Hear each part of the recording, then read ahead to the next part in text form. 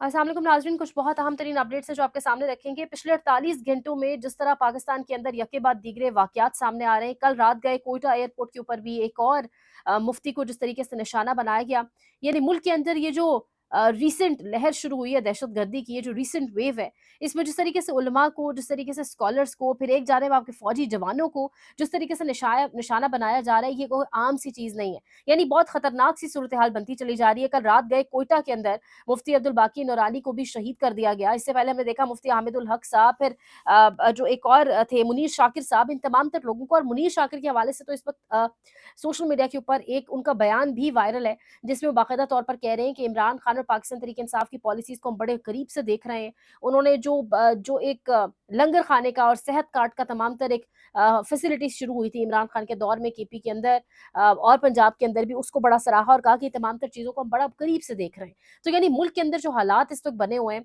बैनुल-अक़वामी media report कर रहा है। मेरे सामने से गुज़रा खुरासान डायरी, उसके बाकायदा तौर पे एक स्टेटमेंट मेरे सामने से गुज़री, जिसमें वो बता रहे हैं कि 57 attacks in last 48 hours by Pakistan Taliban and Baloch liberation army यानी बीएलए। बता रहे हैं कि अटैक्स के अंदर sniper shots, fire rates, IED attacks, suicide attacks, ये तमाम तर चीज़ें हैं। फिर उन्होंने बताया कि कितनी कैजुअलिटीज़ भी हुई, यानी बैनुल-अक़वामी मीडिया, बैनुल-अक़वामी दुनिया इस पर नज़र रखे हुए बड़ा क्लोज़ली इसको मॉनिटर कर रहा है।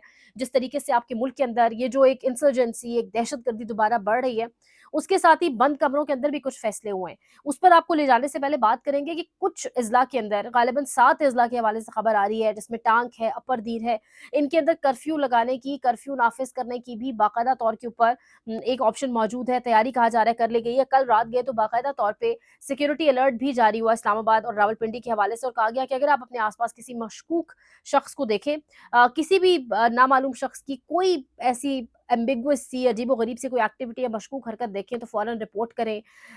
रात को भी, कल भी मैंने अपने व्लॉग में यही ज़िक्र किया कि ईद आने को है, आखिरी अशरा की तरफ हम बढ़ रहे हैं, एक रौनक वाला महीना, बाहर अफ्तार डिनर्स होते हैं, मतलब बाकायदा तौर पे लोगों को लोग अफ्तारी करवाते हैं, अफ्तारी के बड़े-बड़े दस्तरखान लगते हैं, यानी रश बढ़ता है इस अशरे में जाके।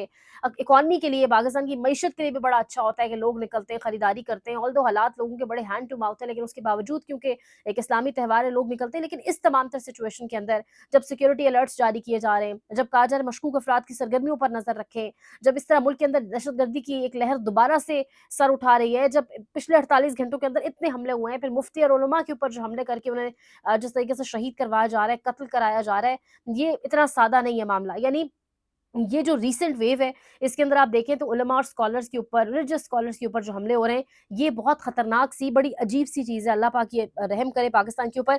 कौमी सलामती पार्लिमानी कमेटी का इजलास तमाम सर्विसेज़ चीफ को बुलाया जाएगा, उसमें मंगल के रोज़ ये इजलास होगा, इन कैमरा इजलास होगा। अगर तमाम स्टेक होल्डर्स ने नहीं बैठना था, तजवीज़ ये थी कि इमरान खान को अडयाला जेल से पेरोल के ऊपर रिहाई पर बुलाया, उनको भी साथ इस मेज़ पर बैठाएँ।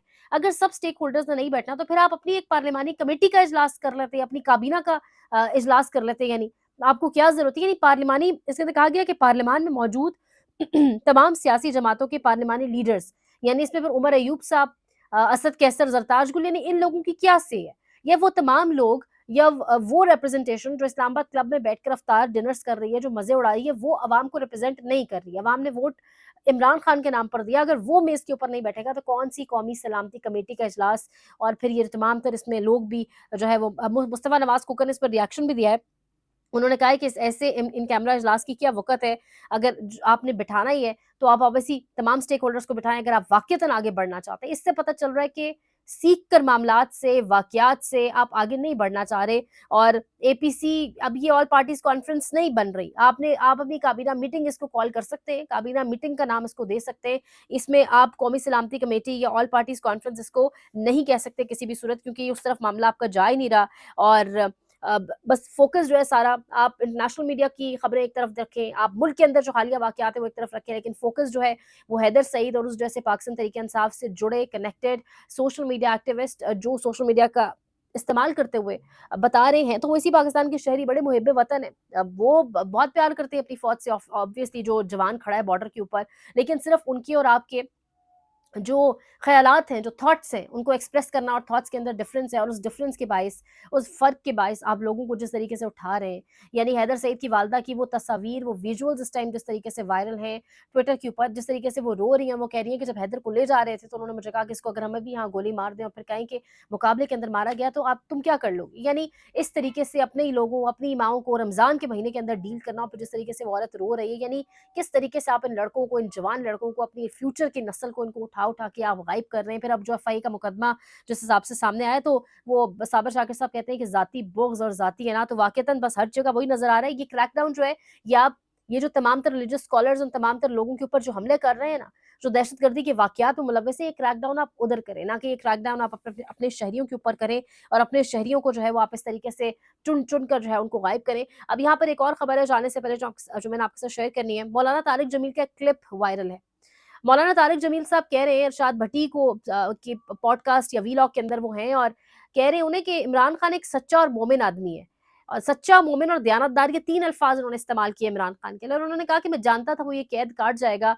अगर मुझे मौका मिला अडियाला जेल जाकर उससे मिलने का तो उसे कहूँगा शाबाश, तारीख बदल डाली है।